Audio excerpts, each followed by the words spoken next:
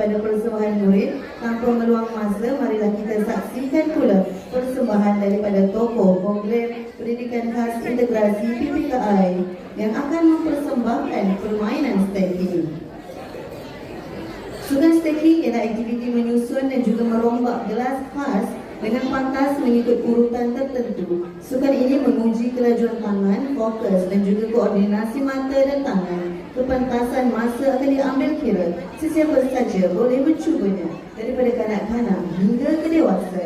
Makluman kepada semua, sukan stacking ini telah pun diiktiraf di Malaysia sebagai sukan kelas A dan juga telah dimasukkan dalam SPI pengkategorian komponen kurikulum bagi sukan bermula tahun 2024.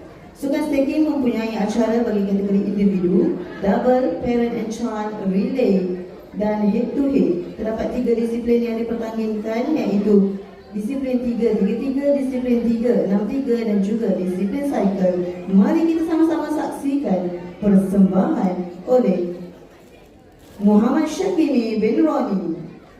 Kita mulakan disiplin 3-3-3.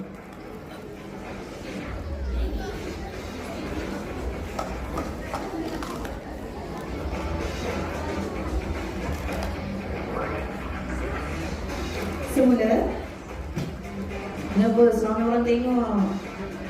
Okey, semula ya. Okey, disiplin 3-3-3.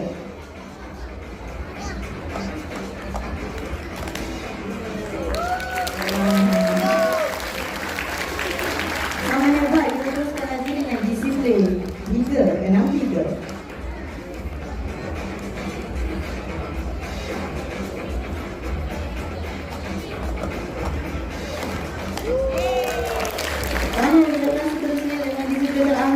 Disiplin cycle.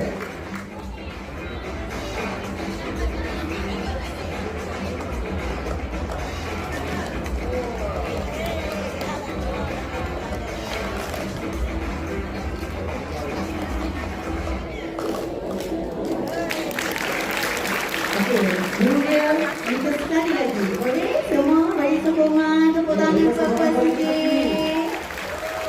Okey, disiplin cycle. Disiplin cycle.